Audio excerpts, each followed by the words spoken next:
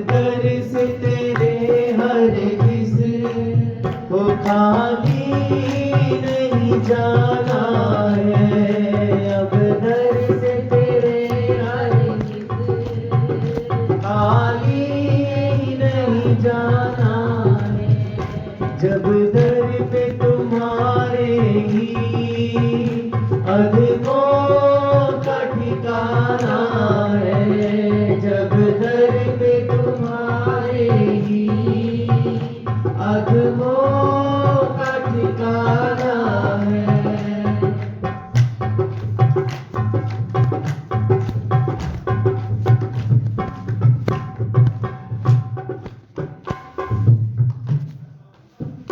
मेरी तो कोई करनी निभने की नहीं सदगुण। मेरी तो कोई करनी निभने की नहीं सदगुण। जैसा भी निभाओगे, जैसा भी निभाओगे, अब तुमको निभाना है। जैसा भी निभाओगे, अब तुमको निभाना है। जब दर पे तुम्हारे ही अधमों का ठिकाना है। जब दर पे तुम्हारे ही अधमों का ठिकाना है। जय राधा रमन हरि बोल, जय राधा रमन हरि बोल, जय राधा रमन हरि बोल, हरि बोल, राधा रमन हरि बोल, जय राधा रमन हरि बोल, राधा रमन हरि बोल, हरि बोल, हरि बोल, हरि बोल, हरि बोल, हरि बोल, हरि बोल, हरि बोल, हरि बोल, हरि बोल, हरि बोल, हरि बोल, हरि बोल, हरि बोल, हरि बोल, जय राधा रमन हरि बोल, जय राधा रमन हरि बोल, जय राधा रमन हरि बोल, जय राधा रमन।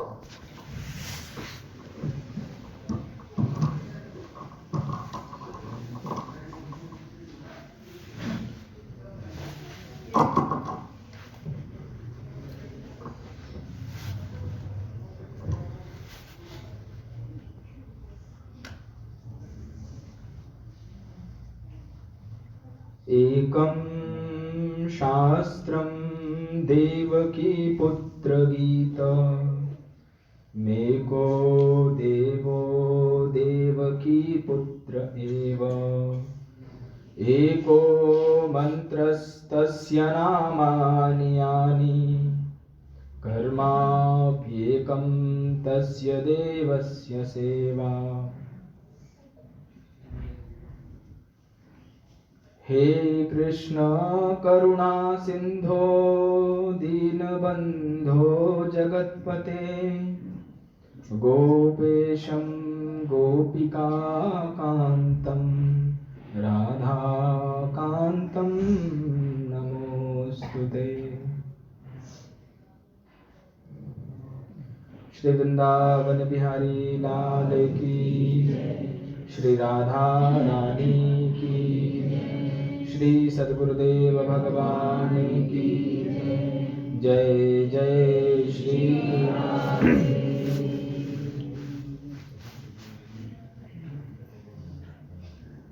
श्री धाम वृंदावन के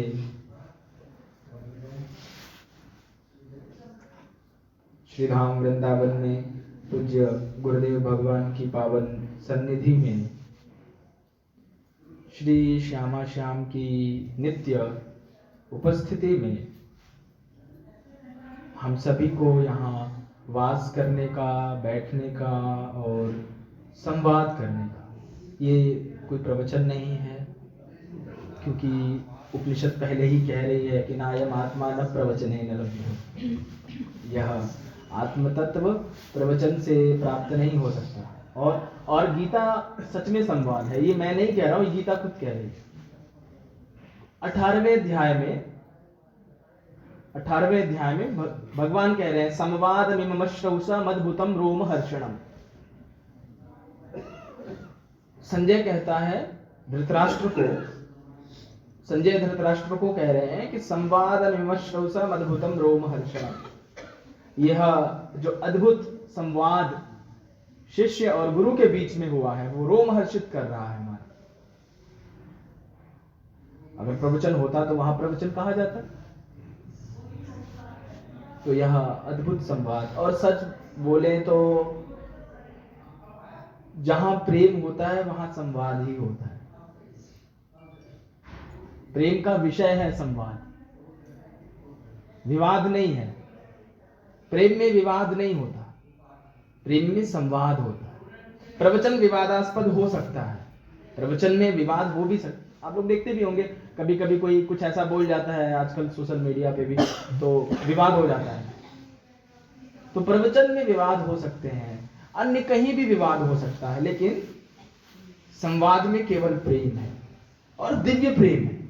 ऐसा प्रेम है ये घटने वाला नहीं है। ऐसा प्रेम है जहां पे अब भगवान को अर्जुन से क्या मिलना था? सोचो, अर्जुन कुछ दे रहे थे भगवान को, सारथी भी बन गए, सब कुछ हो गया, पूरी जिम्मेदारी निभा रहे हैं गोविंद। क्यों? द्वारिका में ईंट रखनी थी अर्जुन को जाके। सोचो किसने किसकी मदद करी और क्यों करी? शायद वो जो सबसे बड़ा काम था वो अर्जुन ने किया था, और वो काम था कृष्ण का अपने जीवन में चयन कर लिया, छोड़ दिया। वो महलों की जब बात हुई तो रश्मि रथी, एक रामधारी सिंह दिनकर की एक कविता है, आप जो हिंदी पढ़ते होंगे वो उन्हें पता होगा। रश्मि रथी बहुत अद्भुत काव्य है। उसमें दिनकर की एक लाइन है, मुझे बहुत प्यारी लगती है। दिनकर लिखते हैं कि प्रासादों के कननाभ शिखर में होते कबूतरों के ही घर।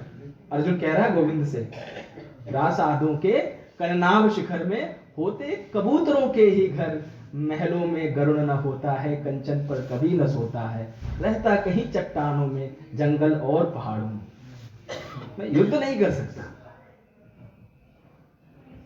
प्रासादों के कननाभ शिखर, प्रासाद बोलते हैं महल को, बड़ी बड़ी अटारियां होती ना। अब देखो ना अपने यहाँ दिल्ली नोएडा या कहीं भी जाओ, कितनी ऊंची ऊंची, वो क्या कबूतरों के घर जैसे ही तो होते हैं। लगता है ना कबूतर रह रहे हैं, इंसान लगता है कभी कि इंसान रह रहे हैं वहां।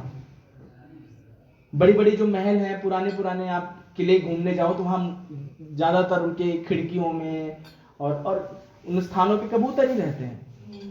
तो दिनकर कह रहे हैं कि प्रासादों के कननाभ शिखर होते कबूतरों के ही घर।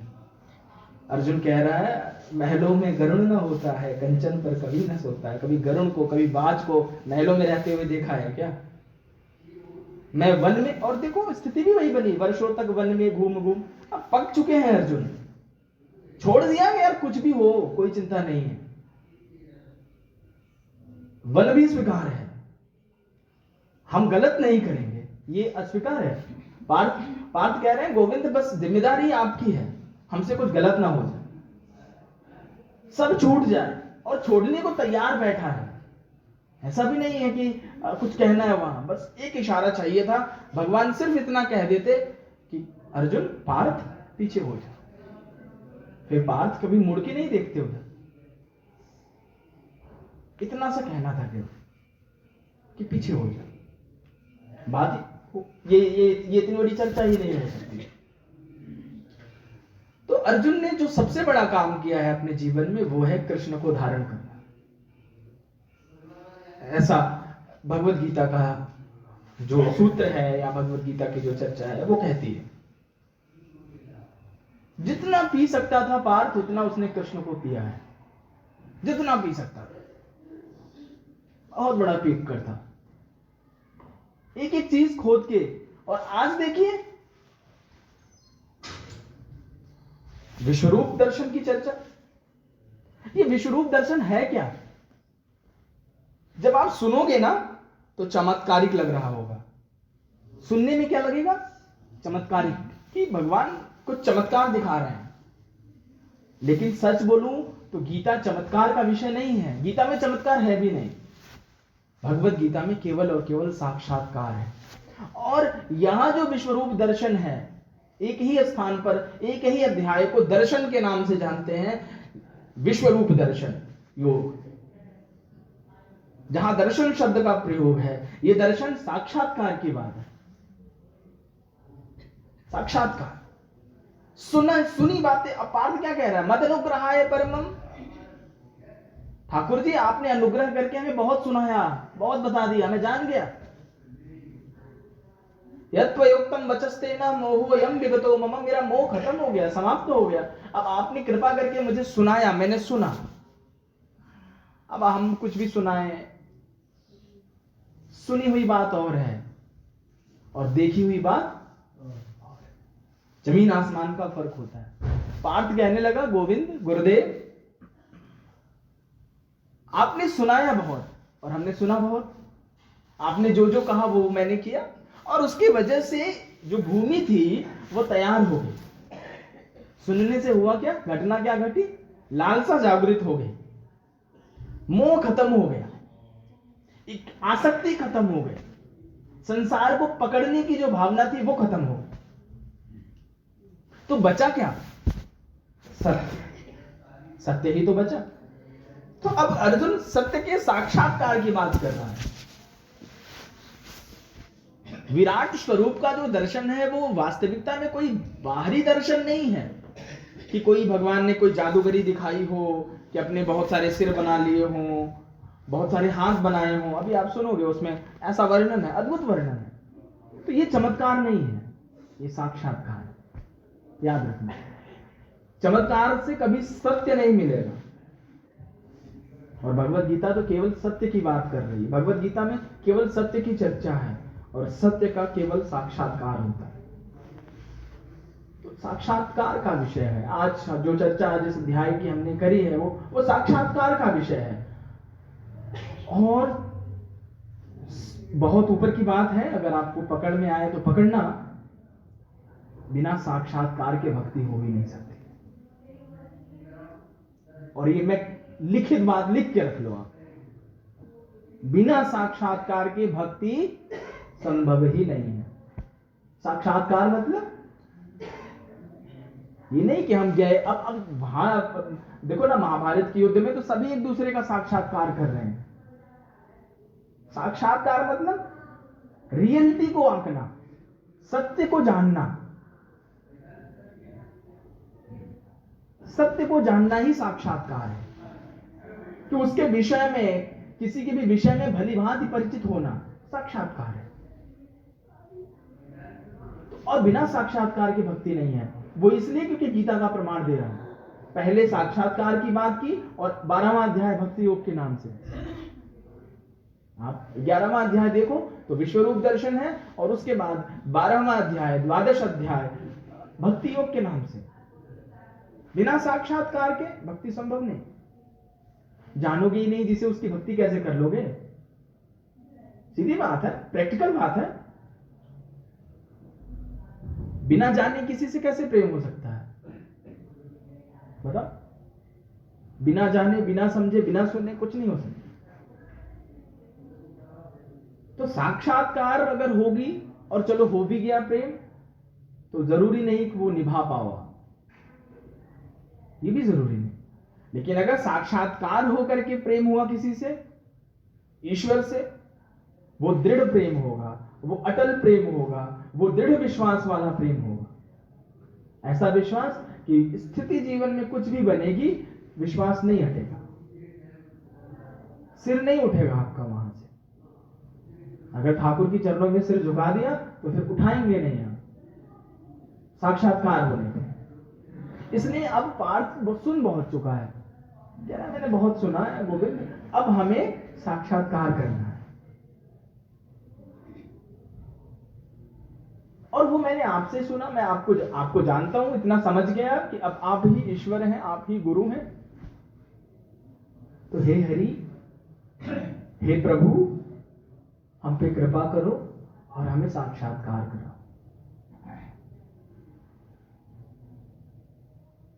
एक मैया भी हमसे पूछ रही थी, कहती कृपा कैसे होगा। हमारा कृपा को लेकर के सिर्फ इतना ही हम एक अनुभवजन्य बात भी करें या फिर शास्त्रगत प्रमाण की भी बात करें, तो हम कृपा को लेकर केवल प्रतीक्षा शब्द से ही बोल सकते हैं कि कृपा प्रतीक्षा पे निर्भर है। प्रतीक्षा करो, होगी जरूर। प्रतीक्षा और भरोसा, दूसरा कोई उपाय नहीं। हर किसी ने की है, करनी ही पड़ेगी। प्रतीक्षा मतलब पेशेंस। ये जो ध्यान है, क्या ये प्रतीक्षा ही तो है। ध्यान क्या है? प्रतीक्षा ही तो है। कुछ ना करना, बैठ गए हैं, प्रतीक्षा कर रहे हैं, वो आ जाए तो ठीक है, वो आएगा ही। ध्यान ऐसी प्रतीक्षा है, ईश्वर पे दृढ़ विश्वास है हमें कि वो आएगा जरूर, आज नहीं तो कल आएगा जरूर। प्रार्थना और ध्यान में एक छोटा सा फर्क है। प्रार्थना में हम प्रभु से बोलते हैं, प्रभु हमारी सुनता है, और ध्यान में हम उसकी सुनते हैं। आएगा जरूर। ध्यान का मतलब ही है कि ये भगवान के लिए प्रतीक्षा हो रही है। प्रभु, हम आपकी प्रतीक्षा में बैठे हैं। और कृपा तभी है, बिना प्रतीक्षा के कृपा संभव नहीं। प्रतीक्षा तो करनी है, और हम अपने जीवन में प्रतीक्षा करते हैं। ऐसी बात नहीं कि हम प्रतीक्षा नहीं करते, नहीं करते, प्रतीक्षा करते हैं ना, हर चीज की प्रतीक्षा करते हैं। तो उसकी भी कीजिए, भरोसा रखिए, उस आएगा जरूर। लेकिन अगर आपकी चाह पक्की है, सच्ची है, प्रतीक्षा सच्ची है, अब ये ना हो कि प्रतीक्षा के पीछे एजेंडा दूसरा हो, है ना, वासना दूसरी जुड़ी हो। आपकी सच्ची प्रतीक्षा है, वो आएगा जरूर। आया है इसलिए कह रहा हूं, आएगा। कृपा के लिए सिर्फ इतना ही है कि प्रतीक्षा करना ही, वो हर किसी के लिए है हमारे। और देखो, जिसके जीवन में गुरु मिल गया ना, उसको तो प्रतीक्षा की भी जरूरत नहीं है, सच बता रहा हूं। वृंदावन के एक बहुत प्यारे संत है, वो गोपी मैया कहते हैं कि अगर आपको गुरु मिल गया और आपको उसके बाद भगवान का पाने की कामना है, तो समझो आप पाप कर रहे हो।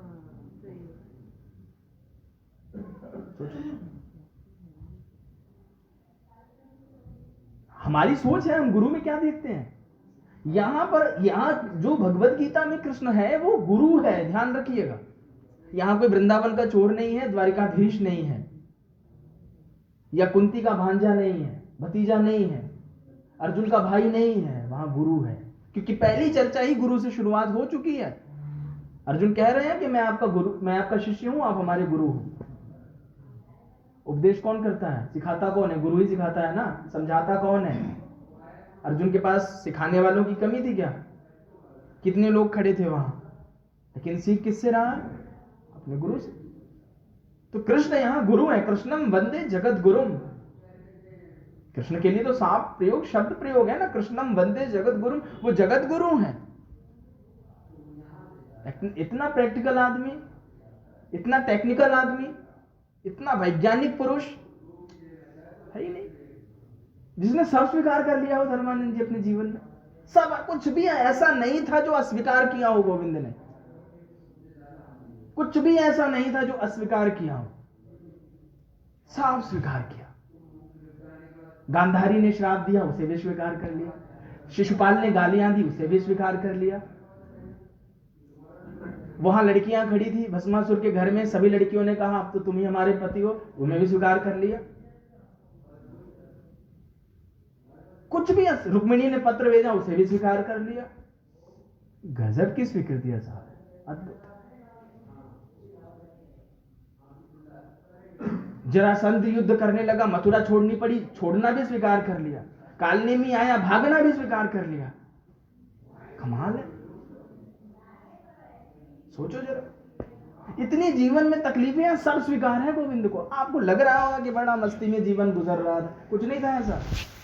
आपके जीवन में उतनी तकलीफें आ जाए तो तीसरे दिन आप भाग जाओगे, यमुना जी में कूद जाओगे। फिर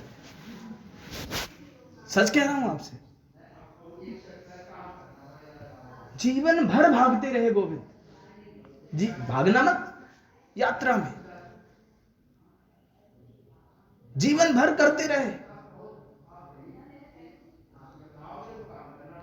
ऐसे गुरु हैं, आप सोचिए।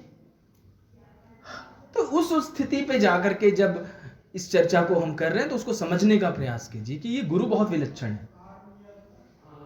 इसलिए मैं प्रातः काल में निवेदन कर रहा था आप सभी से कि सब जीवन में छूट जाए प्यारे, कुछ भी छूट जाए, और छूट रहा हो तो कोई बात नहीं, बस ये ध्यान रखना कि तुम्हारा कृष्ण तुमसे ना छूटे।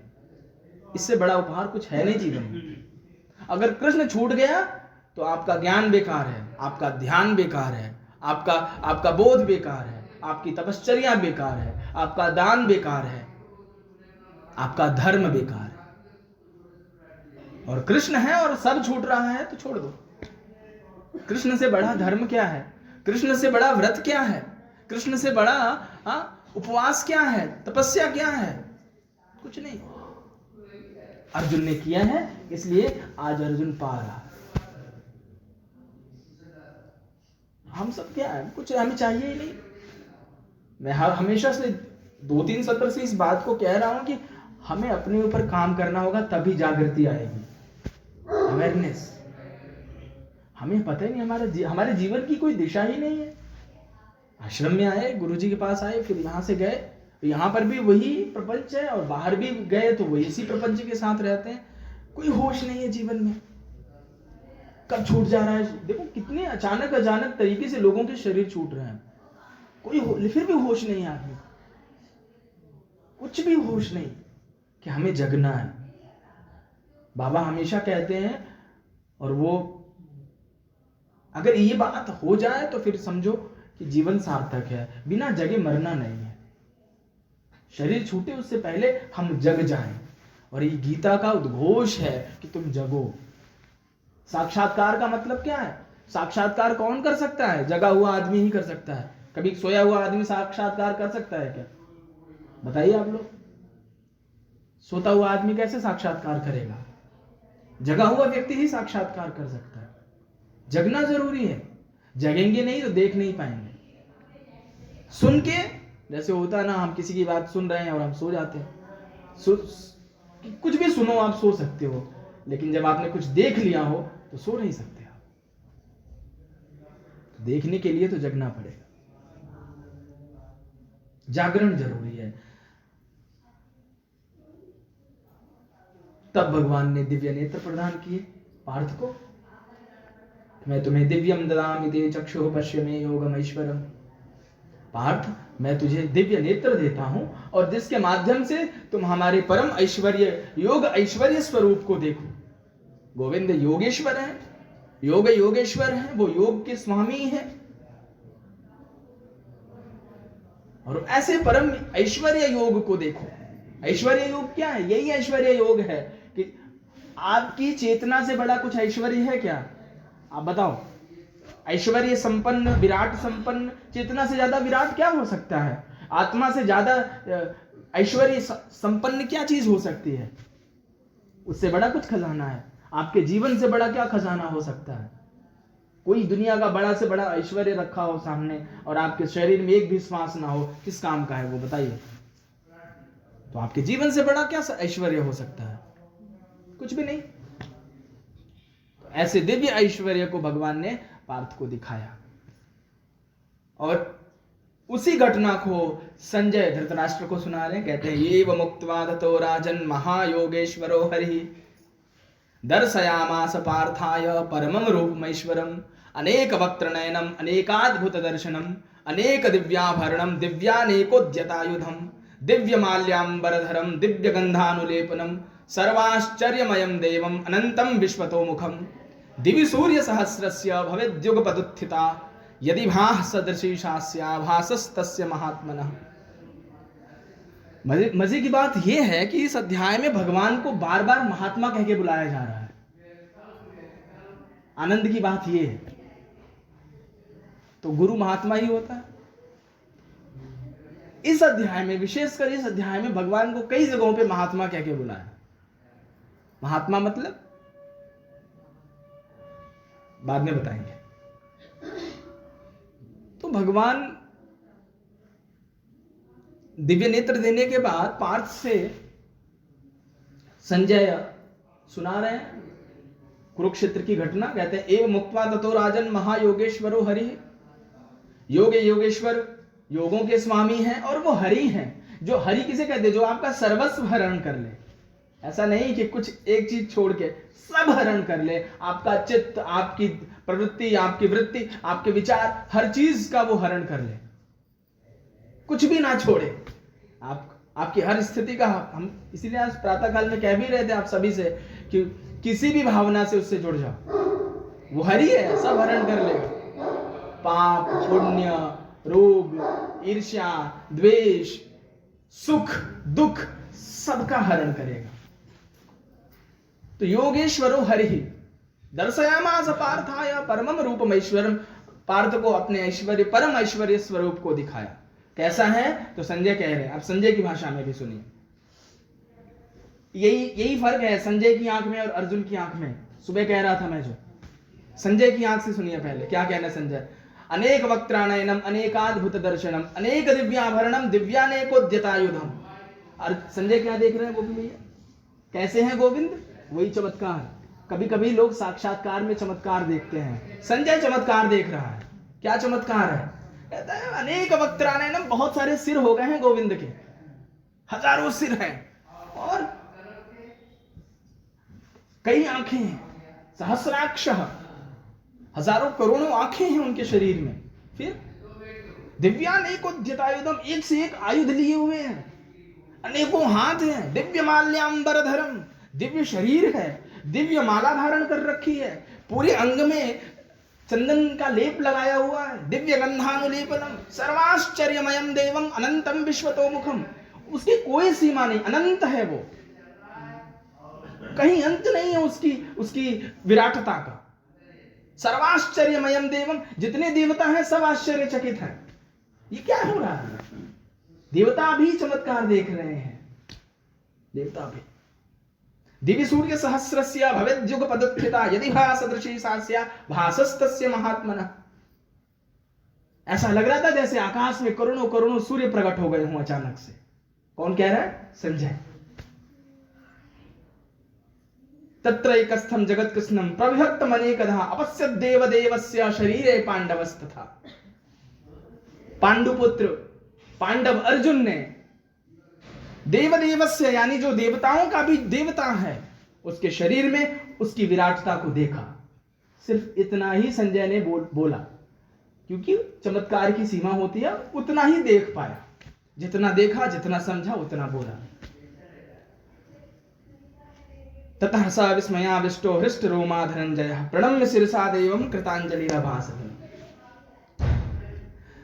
अंधे ने पूछा, धृतराष्ट्र ने पूछा, आगे क्या हो रहा है? कि ऐसा तो नहीं कि उस विराट पुरुष ने सब लपेट दिया हो, काम खत्म, चलो सब घर। तो कहने लगा महाराज हुआ तो कुछ ऐसा ही है। कहने क्या हुआ? कहते ततः स विस्मयाविष्टो हृष्ट रोमा धनंजय। पार्थ के शरीर के जितने रोम रोम है सब रोमांचित हो चुके हैं, सब रोम सारी खड़े हो गए शरीर के, रोमांचित है वो। और कृतांजलि रभासत, अपना धनुष और तोड़ीर दोनों पृथ्वी पर रख करके दंडवत प्रणाम करके लेट गया और हाथ जोड़ के खड़ा है। और क्या कह रहा है? अब पार्थ की नजर से गोविंद को देखिए। पश्यामि देवांस्तव देवदेहे सर्वांस्तथा भूत विशेष संघान ब्रह्माणमीशं कमलासनस्थ मृषश्च सर्वानुरगांश्च दिव्यान् अनेक बाहूदर वक्त्र नेत्रं पश्यामि त्वां सर्वतोऽनंत रूपं नान्तं न मध्यं न पुनस्तवादिं पश्यामि विश्वेश्वर विश्वरूप किरीटिनं गदिनं चक्रिणं च तेजो राशिं सर्वतो दीप्तिमन्तं पश्यामि त्वां दुर्निरीक्षं समन्ता लोका समार्क द्युतिम प्रमेयम्। कह रहा है पार्थ। अर्जुन उवाच पश्यामि देवांस्तव देवदेहे। हे गोविंद, आपके देह में मैं अनेक अनेक देवताओं को देख रहा हूं। जितने भी देवता हैं वो सब आपके भीतर दिखाई पड़ रहे हैं। पश्यामि देवास्तव देवते सर्वास तथा भूत विशेष संघान, समस्त जगत के प्रकृति के चराचर जितने भी भूत प्राणी हैं सब आपके भीतर हैं। कुछ भी बचा नहीं है, कुछ भी विलग नहीं दिख रहा, सब आपके भीतर दिख रहा है। और क्या देख रहे हो? ब्रह्मांडमीशम कमलासनस्थ, ब्रह्मा भी कमलासन होकर के आपके भीतर विराजमान है। ईशम, महादेव भी आपके भीतर अवस्थित है। वशिष्ठ सर्वानुरागाश्च दिव्या, दुनिया के जितने बड़े से बड़े महात्मा, अमलात्मा, विमलात्मा है वो सब आपके भीतर हैं। कोई ऐसा फकीर नहीं है जो आपके बाहर हो, सब आपके भीतर दिखाई पड़ रहा है। मैं सबको देख पा रहा हूं, मेरा विजुअल बहुत क्लियर है, मेरा जो कैमरा है वो बहुत अच्छे से कैप्चर कर पा रहा है, मैं सब देख पा रहा हूं आपके भीतर क्या क्या है। फिर शरीर का भी थोड़ा वर्णन कर रहा है। क्या कह रहा है? कहता अनेक बाहु दरवक्त नेत्रम पश्यामि त्वाम सर्वतो अनंत रूपम। अब ठीक है, संजय भी ठीक कह रहा है, आपकी बहुत सारी भुजाएं हैं, आपका बहुत सारा आपके सिर है, और उसका कोई आदि अंत नहीं है प्रभु। नान्तम न मध्यम न पुनस्तवादिम, ना उसका कोई आदि है, ना कोई अंत है, ना कोई मध्य है। पश्यामि विश्वेश्वर विश्वरूप, हे गोविंद आपके उस विश्वेश्वर विश्वरूप का मैं दीदार कर पा रहा हूं। किरीटिनम गदिनम चक्रिणम च, क्या सुंदर मुकुट धारण कर रखा है अपने सिर पे, गदा चक्र शंख पद्म सब धारण कर रखा है। दीप्तानलार्क द्युतिम प्रमेयम, ऐसा लग रहा है कि चहुं दिशों में आग लग गई हो। और यहां से फिर अर्जुन ने गोविंद की स्तुति प्रारंभ की, क्योंकि उसके बाद समझ नहीं आ रही थी कि अब उसके साथ हो क्या रहा है। पहली बार जब कोई चीज देखो, चाहे जितने समझदार हो, घबरा जाता है आदमी। पार्थ भी घबरा गया, डटा रहा, लेकिन डटा रहा। अब क्या, हाथ जोड़ के आंखें बंद करके स्तुति करने लगा। कह रहा है त्वमक्षरम परमं वेदितव्यम त्वमस्य विश्वस्य परम निधानम त्वमव्ययः शाश्वत धर्मगोप्ता सनातनस्त्वं पुरुषो मतो मे। अनादि मध्यांतमनंत वीर्यम् अनंत बाहुं शशि सूर्यनेत्रम् पश्यामि त्वां दीप्तहुताश वक्त्रं स्वतेजसा विश्वमिदं तपन्तम् द्यावा पृथिव्योरिदमन्तरं हि व्याप्तं त्वयैकेन दिशश्च सर्वाः दृष्ट्वाद्भुतं रूपं मुग्रं तवेदं लोकत्रयं प्रव्यथितं महात्मन्। दोबारा फिर से महात्मा।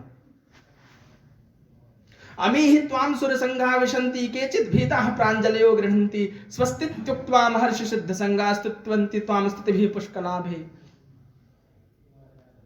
रुद्रादित्या वशवो ये च साध्या विश्वेस्मिनौ मरुतश्चोष्मपाश्च गंधर्व यक्षासुर सिद्ध संगा वीक्षन्ते त्वां विस्मिताश्चैव सर्वे। हे गोविंद, आपको देख के सब विस्मित हैं। क्या बात है! क्या गंधर्व यक्ष देवता नर किन्नर सबकी आंखें चौधिया गई हैं, दिखाई नहीं पड़ रहा है, सब ब्लाइंड हो गए। त्वमक्षरम पहले श्लोक से क्या देखिए, यही बात है। बाबा ने एक बार, गुरुदेव ने एक बार कही थी एक बात कि गुरु में शरीर बुद्धि मत रखो, काम हो जाएगा। आज पार्थ की कृष्ण में शरीर बुद्धि नहीं है। स्तुति प्रारंभ करी है, लेकिन क्या कह रहा है? त्वमक्षरम परमं वेदितव्यम त्वमस्य विश्वस्य परम निधानम। जो दूसरे अध्याय में आत्मा का लक्षण है, वही यहां पर अर्जुन कृष्ण के विषय में कह रहा है। आत्मा के विषय में जैसा आप पढ़ते हो दूसरे अध्याय में, अच्छेद्यो यमदायो यमक्लेद्यो शोष्येव च, वो अच्छेद्य है, अदाह्य है, वो नित्य है, वो सनातन है, वो पुरातन है, यही तो पढ़ते हैं। यहां पर अर्जुन कृष्ण के विषय में कह रहे हैं, कहते त्वमक्षरम परमं वेदितव्यम। आप तो वेद विदित हो प्रभु, आप अक्षर पुरुष हो। क्या हो? अक्षर किसकी? आत्मा के लिए ही तो आता है। त्वमक्षरम परमं वेदितव्यम त्वमस्य विश्वस्य परम निधानम। आप निधान हो विश्व के, और त्वमव्ययः शाश्वत धर्म गोप्ता। तुम क्या हो? अव्यय हो। ये कौन कह रहा है? अर्जुन। किसके लिए कह रहे हैं? कृष्ण के लिए। अब अर्जुन तो झूठ नहीं बोल सकते ना, दिखाई पड़ रहा होगा तभी तो कह रहे हैं। क्या कह रहे हैं? तुम अव्यय। अव्यय शब्द ध्यान देना, अगर ध्यान नहीं दोगे तो चूक जाओगे। यहां से अद्भुत चीज उतर रही है। कह रहे हैं तुम अव्यय शाश्वत धर्म गोप्ता। अव्यय शब्द किसके लिए आता है? चेतना के लिए आता है। धर्म शब्द किसके लिए आता है? चेतना के लिए है। वेदांत में, उपनिषद में आत्मा के लिए है। गोप्ता यानी जो अत्यंत गोपनीय है। शाश्वत किसके लिए आता है? चेतना के लिए आता है। आत्मा के लिए ही तो शाश्वत शब्द का प्रयोग है। पूरी तरीके से अर्जुन की शरीर देह बुद्धि समाप्त हो गई है। जैसे ही उसने साक्षात्कार किया उसकी देह बुद्धि क्या हुई? चमत्कार से नहीं हो सकता, साक्षात्कार से ही देह बुद्धि समाप्त होगी, याद रखना। साक्षात्कार, ये अगर जिज्ञासा उठ रही हो कि साक्षात्कार क्यों जरूरी था, इसलिए जरूरी था क्योंकि पार्थ के भीतर शरीर बुद्धि थी। उस शरीर बुद्धि को नष्ट करने के लिए साक्षात्कार जरूरी है। और साक्षात्कार होते ही पहला श्लोक अर्जुन ने बोला है वो आत्मा के लिए बोला है, आत्म तत्व का दर्शन कर रहा है अपने गुरु में। अगर शिष्य खुद के भीतर आत्म तत्व का दीदार न कर सके, दर्शन न कर पाए, तो कम से कम गुरु में तो कर ही लो। वहां से मत चूको। पार्थ नहीं चूक रहा, कह रहा है तुम व्यय शाश्वत धर्म गोप्ता सनातनस्त्वम पुरुषो मतो में अनादि मध्यांतम अनंत वीर्य। अरे आप तो अतुलित बलधाम हो, आप तो सामर्थ्य संपन्न हो, आप अनादि हो, अनादि मध्यांत। आपकी ना आदि है, ना आपका अंत है, ना आपका मध्य है।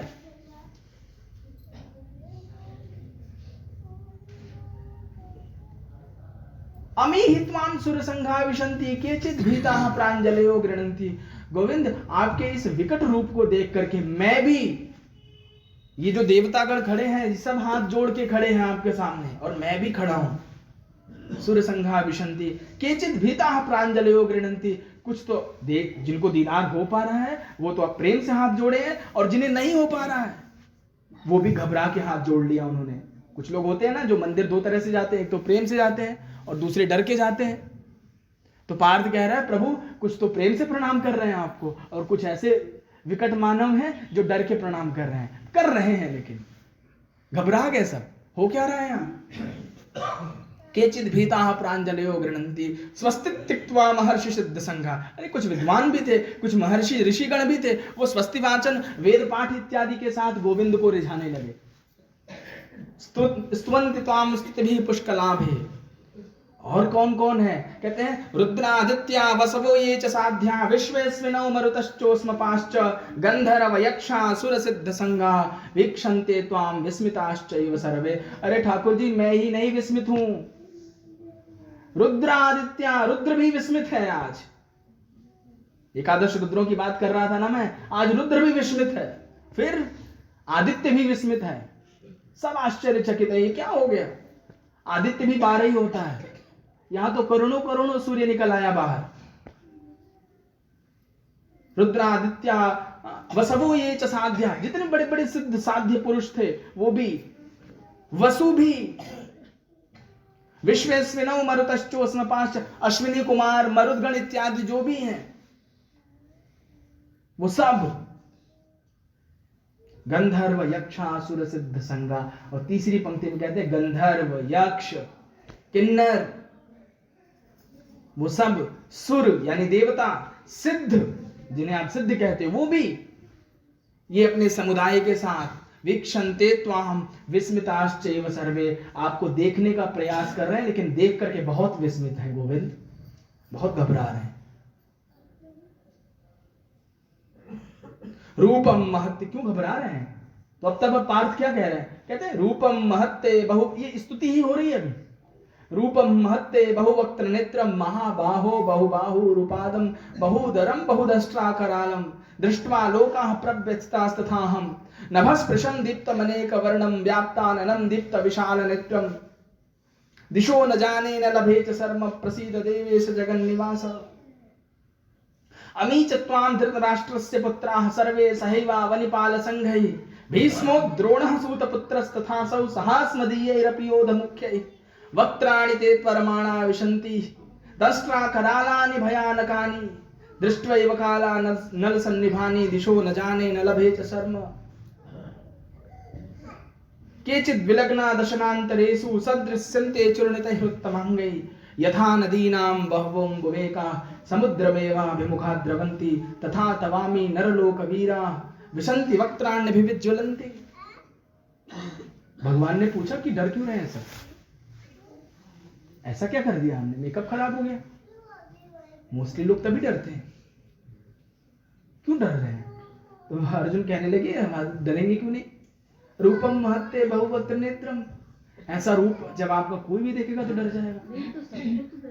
नहीं तो जो सिद्ध लोग थे जो जब ऐसा नहीं था, दर्शन तो सबको हो रहे थे। दिव्य दर्शन जो थे, जो ये अब यहाँ कुछ अचरज सी चीज हो, आपको दिखाई ना पड़े, अब भूकंप आ जाए, आपको दिखाई ना पड़े, लेकिन अगर हो रहा है तो घबराओगे तो सही ना। तो डर तो रहे हैं सभी के सभी।